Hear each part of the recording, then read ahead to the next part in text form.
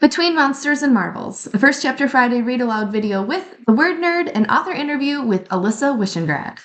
Real quick before we get going, I want to give a shout out to Mrs. Burke's ELA classes at St. Charles in Hartland, Wisconsin. Thanks so much for being here today, you guys. I hope you love this First Chapter Friday read aloud. Hi, my name's Amanda Zieba. Welcome to my channel, Learning with the Word Nerd, and another First Chapter Friday video. This week, I'm going to be reading to you from Between Monsters and Marvels by Alyssa Wishengrad. Now, if you are looking for a book that will sweep you up and away, if you are looking for a book that will have plot twists that keep you guessing through the entire story, or if you're looking for a book with a flawed main character that you still can't help but root for, you are definitely going to want to read this book. Let me read you the blurb so you know a little bit more what it's about. Monsters are still lurking on the island of Barrow's Bay. Dare Coates is sure of it. No drifter or ruffian could have killed her father, the captain of the guard, while he was on patrol. But everyone insists that monsters have been gone for years now. Dare's mother, her classmates, even the governor who swiftly marries Dare's mother just months after her father's death. Dare's suspicions grow even stronger when the governor suddenly ships her off to the mainland, away from any hope of uncovering the truth about her father's death. Or so he thinks.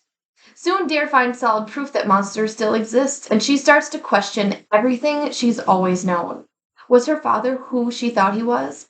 Who can she trust? Where is the line between good and evil? The truth hides behind danger and deception, but with the help of an unlikely crew of cohorts and a stray beastie, nothing can stop Dare from finding out what happened to her father and exposing who the real monsters are. You guys, I love this book. I know you're going to love it too. I'm going to read you chapter 1 and then make sure you stick around because we're going to have a chance to chat with the author, Alyssa Wishengrad. Here we go. Chapter 1, which is called An Awful Girl. Dare Coates was an awful girl. Everyone on Barrow's Bay said so. The adults hiding behind satin-gloved hands whispered it through tight-lipped sneers. But the children, they said it out loud every chance they got. On the streets, in class, and they were saying it now as Dare stalked out of the schoolhouse. She didn't even want to be in that pathetic Founder's Day pageant, let alone play the monster. But then she'd be condemned to repeating the entire year's lessons under the schoolmarm's tutelage. There was awful, and then there was unbearable. Dare tried to lose Frances Cooper and the rest of the class as they trailed after her, slinging taunts and teases all the way through the center of town. She wound past the shops, around the gazebo on the village green, and even into the middle of the street, hoping to ditch them among the passing carriages and wagons. And still, she made no effort to conceal that her stockings were torn, her hair was in tangles of knots, and the left sleeve of her favorite dress was ripped wide open. Instead, she kept her gaze pegged dead ahead and her upper lip fixed in a snarl, a warning to passers-by to steer clear. It had always been easy enough to ignore them when they teased her that her hair wasn't done in the latest style, for rescuing a spider from certain death at the hands of one of the boys, or for having no shame about speaking her mind. In fact, she went out of her way to be a walking affront to everything the good people of Barrow's Bay valued: beauty, conformity, and the sparkle of wealth. She was happy to be a thorn bush among the lilies, where even the sharpest thorns serve a purpose. Their warning, protection, a defense, and Dare was more than content to shine every one of her points and angles until they gleamed. But they crossed the line when they talked about her father. Her kind, mild-mannered father, who served them so dutifully, deserved more. He deserved respect and gratitude. Just because the last monsters were said to have been killed off while he was still an apprentice didn't mean his position as captain of the guard was useless. How could everyone be so certain that none of the monsters had survived? That they weren't just hiding out and waiting to reclaim their island? What would the good people do then, if Captain Coates wasn't on duty? No, they could say what they liked about Dare, but clever slights and cutting barbs weren't nearly as effective as a balled-up fist when they said those awful things about her father. Frances Cooper got what she deserved, and Dare would never apologize. "Watch out!" Gavin Lord, the self-appointed head boy, shouted back to his band of followers. "There's a monster stalking the streets." "You know there are no monsters," Melody Day called back. "Dare just smells like one." "I heard she has a tail and toenails like talons," Talbot Redmond snorted. The idiot always laughed at his own jokes. Dare kept walking, holding her awful at bay. But then, just like Frances had during the pageant rehearsal, Gavin went too far. At least her father can finally earn his salary by catching her. That broke it. Dare let loose a howl fit to curdle milk and spun on that gaggle of twits. She rushed at them, yelling and gnashing her teeth, ready to knock them to the ground if she had to. That was enough to send them scrabbling back, leaving Dare room to cut through the gardens surrounding the Founders Hall and head to the narrow lane that led to the salt marsh. Not even Gavin would follow her out there. Like everyone else on the island, he might pretend to know there were absolutely no more monsters, but he wasn't brave enough to put that theory to the test. Once she was safely outside the town limits, sand dune and grass crunching underfoot, Dare began to uncoil. The relentless loop replaying the events of the day was replaced now with the promise of checking on the turtles' nesting grounds. This was the Barrows Bay she loved. The wild, untamed shoreline of the Back Bay, the great oak trees dripping with moss bowing to one another on either side of the lane, a wilderness that had been thriving long before the Paragon, with its sole survivor, had washed up on these shores 3 generations ago. Sometimes, when she was out here alone like this, Dare would pretend it was she and not that milksop Louise who had survived the shipwreck and landed here all alone in this island filled with monsters. Stronger and far braver than Louise, Dare would have fought off the beast herself. And when Bascom Barrow and his crew landed looking for survivors from the wreck of the Paragon, she would have welcomed them to her island, Dare's Bay, and then told them to shove off. No fussy mansions, no shops, no schoolhouses, and most especially, no other people allowed. Well, there was one other person Dare would have allowed on her island. Father. She couldn't imagine a life without him, so she'd always included him in her game. Everything she knew about monsters came from him. Their names, what they looked like, which ones had terrible claws, fangs, and poisonous spikes, all of which made this imagined world of hers that much richer. But she was in no mood for playing today. The schoolmarm casting her as the Garbinol in the pageant was cruel, especially with Frances playing the part of Louise. The monster's attack on Louise was known to be vicious. Dare was only playing her part. Frances was the one who had changed the script and added all those thinly veiled insults. And yet, Dare was the one who'd gotten in trouble. Again. Word of the fight had probably already reached Mother. While the balmy weather on Barrows Bay might be its greatest asset, gossip was its most precious commodity. Dare couldn't risk going home yet, not until she was certain Father had returned from his rounds. He always had a way of smoothing Mother's anxiety and softening all of Dare's edges and angles. Dare followed the lane all the way around the salt marsh, past the dunes and down to the beach, where she stopped to take off her boots. She liked to feel the sand underneath her stocking feet, and she posed less of a danger to the turtles this way. Should she happen to step on a nest by accident, she was less likely to harm any of the buried eggs. She made her way down the beach, gingerly hopping from one foot to the other all the way to the turtles' traditional laying grounds.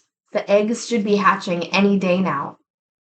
She'd only been lucky enough to see the march of the hatchlings once, for as soon as the bay turtles broke through their shells, they took off at a waddling run into the sea. It was the funniest and most miraculous sight she'd ever seen, and she'd been hoping ever since to witness it again. But as the laying grounds came into view, Dare stopped, the hairs on her arms bristling. The entire nesting area had been laid to waste. The sand was littered with large holes and knee-high mounds, and all those soft, precious eggs had been scattered in every direction. Thinking, and yet not thinking, Dare hurried to collect as many eggs as she could, to rebury them before it was too late. But it was no use. She couldn't find any that hadn't been cracked or exposed to the hot sun for too long and drained of their treasured cargo. The entire clutch of hatchlings had been demolished. Dare's offal began to rise. Whoever did this would pay. She'd get her boots on, then race straight back to town, up the front stairs of the Founders Hall, and into Governor Kingston's office demanding an inquest. Then she saw them. Long claw marks carved deep into the sand. Dare wanted to believe it was a common coyote or a greedy raccoon, but there was only one thing she knew of that possessed claws long and thick and is capable of moving such great amounts of sand as these. Yet it was what she spotted mixed in with the sand that fixed it for certain. Clumps of hair. No, fur. Long, curly fur, dusty orange with dark green spots. Fingers of fear wrapped around Dare's neck, making it hard to catch a full breath as she flipped through the catalog of monsters in her mind. Which one had curly coats with this coloring? Front claws that long? But it was too hard to think, so her legs took over. Dare raced across the sand, barely remembering to grab her boots, and then all the way back to the safety of her own home and her father's protection. Dare slammed the door shut and was headed for her father's den when her mother stepped out of the parlor. "You look a fright. And no boots on? What have you gotten into this time?" There was no answer Dare could give that wouldn't send her mother off into one of her worried flaps, so instead Dare made to push past her.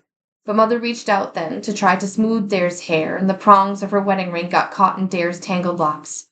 "Ugh, Dare, why must you be this way?" Dare bit her cheeks, trying to conceal the urgency roiling in her blood while Mother worked to get them untangled. She finally managed to slip her finger out, although the ring remained unsnarled. "If you'd let me style your hair in the proper fashion, this would have never happened." No, this wouldn't have happened if Mother had kept her hands and opinions to herself and just let Dare go. But there was no point in saying so and starting a row, not now, not when Dare had far more important things to do. "We're going to have to cut this out. Then how will you look? And what's this? What happened to your dress? Ripped straight up the seam? Ruth Ann has enough work around here without constantly having to repair your clothes." Mother's face fell, the pink fading from her cheeks as understanding dawned. "It's fine. I'll sew it myself." Dare tried to wave her worry away, but Mother wasn't going to be waved off. "Did you get in another fight?" "Please, I've begged you. Your father's position exists by the good graces of the governor. Do you want us sent off island back to the mainland? We'll wind up penniless in the must with the rest of the unfortunates. Is that what you want?" Mother didn't yell or even take a scolding tone. She never did. Still, the grievous weight of her disappointment and fear could be measured in tons, not pounds. "You worry too much about the wrong things." Dare pulled away and continued toward the door at the end of the hall. "Don't bother him." Mother twisted at the place on her finger where her ring should be. "He only got in at sunrise." Dare stopped. That was the third time this week. Her fear of monsters paled when compared to her fear for her father's well-being. Like the snap of a twig underfoot, her mood shifted. That Dare and her mother were too often at odds no longer mattered now that they were both standing on the same side of a gulch of worry. Dare smoothed her hair. "I'll see if he needs tea." If you want to find out what happens next to Dare and her father and the monsters, or not monsters, on Barrow's Bay, you're totally going to want to pick up a copy of Between Monsters and Marvels by Alyssa Wishengrad. But first, before we do any of that, let's go talk with the author and see what she has to say about her writing process of this book. All right, readers, we're in for a real treat today because we are here with the author of Between Monsters and Marvels, Alyssa Wishengrad. Alyssa, thanks for being with us today. Hello, thank you so much for having me. I'm so pleased to be here with you. Well, I am excited about these 5 questions that I have prepared for you. So question number 1 is, can you tell us what was the story seedling for this idea? Like, what was the thing that like eventually grew into the whole story? And then kind of a second part of that question is, what is the first thing you do as an author when you get a new story idea? Well, I can answer both of those questions sort of at the same time because what I do is, so I think Dare came to me initially. This girl who is on the outside surly and defensive and combative, but on the inside, really she's just looking for love and acceptance, but she's not willing to do it at the cost of her own integrity, really. She's not willing to just twist and mold herself into fitting in. So she really came to me first. But what I do when I get an idea is I let it sit and bake in the back of my mind for a little while so that I can play with it, so that I don't get too married to any ideas initially. But then what I do is, and I'm a big believer in the paper and pencil, Oh, me and too. yeah. So I will start writing and I will just give myself permission to follow ideas. Ask myself questions about this girl, the world that she lives in. What is her problem? What does she want? What's standing in her way? And I really just try and let it flow and be very unstructured about it. And I find pencil and paper allows me to do that much more easily. Um, and allows me that element of play. So I think Dare came to me. And then I also really wanted to write my first book, The Verdigris Pawn, has an element of magic in it. a kind of Mhm. plant-based magic. And I really wanted to explore the idea of monsters. What is a monster? Why do we need monsters? Why have we always needed monsters? And why do we, as a culture, as a society, keep inventing new monsters to be afraid of? Mhm. What's the role that they play in our individual psyches and as a collective whole? And that's how the story started to build. And then the idea of where did the monsters come from? Where did they go? Are they really gone? Right. So that's really where I started, and that's how I start building out an idea. And then once I have an idea of my main character, who they are, what they want, and where they're going to land at the end, then I go back to that pad of paper and I just tell myself the story of the story. There's no Mhm. voice, there's nothing right, there's nothing wrong. I don't erase anything, I don't cross out anything. If I change my mind, I can just take a left turn. And then once I've can hold the whole story in my head, then I go to the computer and start trying to find the voice of this book and this story. Awesome. I love it's like a winding path, but like you kind of know where you're going. Yeah, I can't really say that I'm a pantser, right? A Yeah. person who just makes stuff up as they go, even though there's always that element of Mhm. pantsing as I go. Um, but I do like to have exactly a roadmap. I like to know where I'm starting, what my midpoint is, what the real problem is, and where I'm going to end up. And so far with the books that I have written, those have remained. It's how I get there and what happens Yeah. in between that changes and meanders. Yeah. Good. Okay, well, my next question is kind of about writing, but it's specifically about the story element of setting. That's my favorite story element. And this the places play such a big part in this story, and I'm wondering if Barrow's Bay or City on the Pike are modeled after real places or if they're totally imaginary. They are modeled on real places. So Barrows Bay, I have a friend who grew up on an island in Lake Erie called Put-in Bay. And back when she was growing up, they would really get iced in. They were Mhm. there for the winter. Um, so that was my initial. I never thought of Barrows Bay as a tropical island. I've always seen it as sort of one of these islands in the States. So that was my initial inspiration. But then I sort of moved it down south to the islands outside of off of Georgia, Cumberland Island and Jekyll Mhm. Island. And those islands really, truly were taken over by the wealthy industrialists at the turn of the Mhm. century and turned into their private playgrounds. Um, so the visuals and what the land feels like and that kind of taking over of an entire island for your own personal use really informed that. And then City on the Pike it's informed by cities like London and cities like New York and industrial cities. I live along the Hudson River, and there were a lot of cities that were really taken over and defined by the factories that went up. Mhm. So there were multiple inspirations for City on the Pike. Yeah, that's nice to be able to have something to build your foundation of, not that you have to stick to like the exact details, but like have a place to start. Exactly. Exactly. My next question is Fexin, Garbinal, Bandicott. Like these are names of monsters that you did create. And I'm curious, like, how did you come up with those names? Because they're just so unique and they're so fitting. What was that process like for you? Some of it really is just the mouth feel of the word, like Garbinal. That monster was called something else. I don't even remember what it was, but I kept playing with the word. I knew I wanted a good for for that Hmm. particular monster. I wanted the words to feel like what Hmm. the monster evokes in you.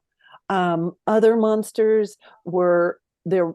The the root of their name was inspired by maybe an animal that they can kind of look like, Yeah. right? But take a turn on. There is a monster in this book that is named after my cat, who who's a little feral.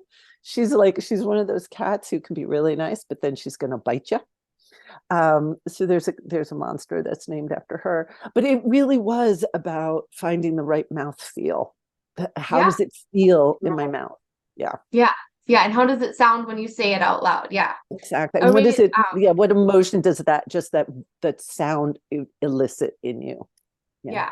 I love that because it takes it to like you're using multiple sensory experiences, right? Like how does it feel? How does it sound? Like how does it make you feel? So yeah, Mm-hmm. Yeah. Yeah. Yeah. Yeah. awesome. Well, bravo. Well Oh, done. thank you. Um, my next question, I have to look at my notes here quick. Oh, okay. So this book is kind of a genre blend, right? Like it's a little bit historical fiction because we can tell it takes place in the past because there's horse-drawn carts and automobiles aren't like very prevalent. But also it's a fantasy because we're talking about monsters in real life. And so can you tell us a little bit about what do you love about both of these genres and what made you decide to, blend them and use them together to do this like mashup?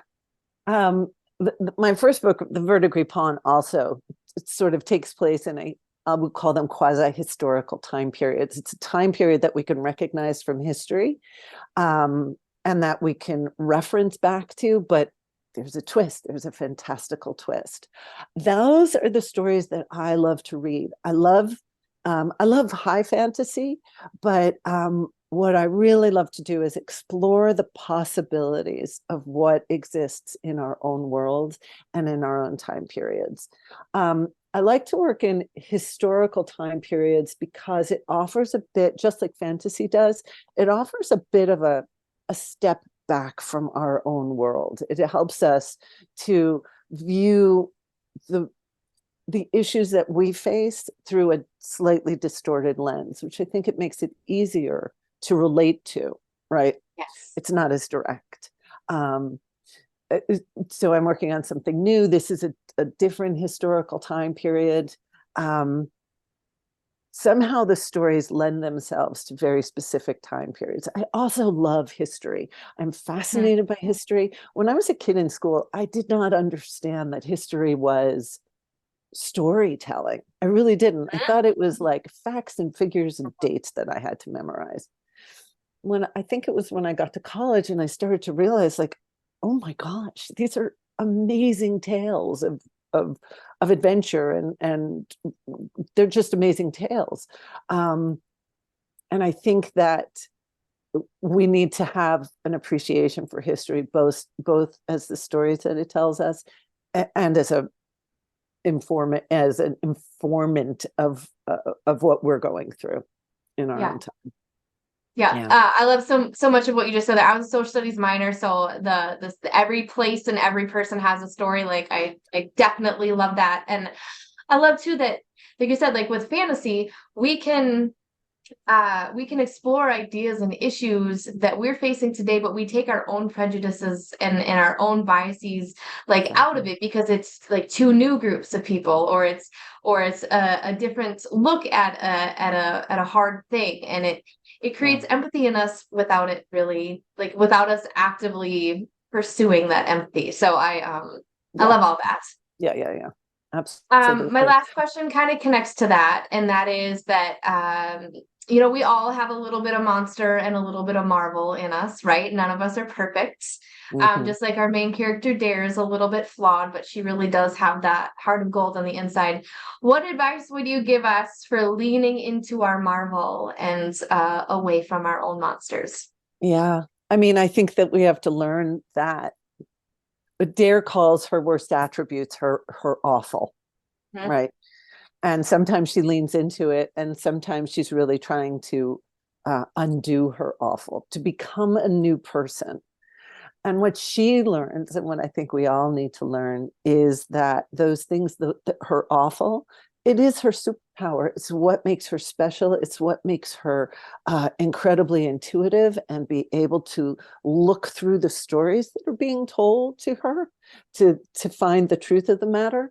And I think that's what we all need to do. I know that's what I needed to do as a kid, and I still need to do, to take those things that don't quite fit in with everybody else, that make me feel like I stand out, or I'm different, or I'm strange, or I'm just outright weird, and realize that those are my superpowers. Those are my marvelous Mhm. qualities.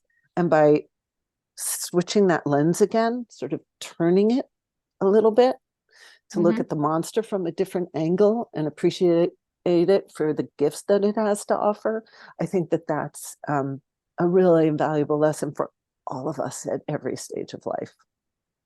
I agree. Thank you. And that came through in the book. And so Thank you. readers, when you get to the end, that comment will make even more sense to you. So thank you, Alyssa, for being here with us today and for answering these questions. Before we go, do you want to tell us anything you're working on right now? And also, if readers have more questions, what is the best way for them to get a hold of you? Yeah, absolutely. I'm actually working on two different projects right now. One of them is a slightly younger middle grade. These tend to be upper middle grade. And it's a ghost story, and it's incredibly fun, and I'm having a great time with that. And then I'm building a new story. This one takes place in a kind of a 1930s time period. And it begins in the mountains and it moves to a very small town. And that one has a different kind of magic to it. And so I'm very excited about that. Yeah, I would love to hear from readers. They can reach me at my website, which is my name, alyssawishingrad.com.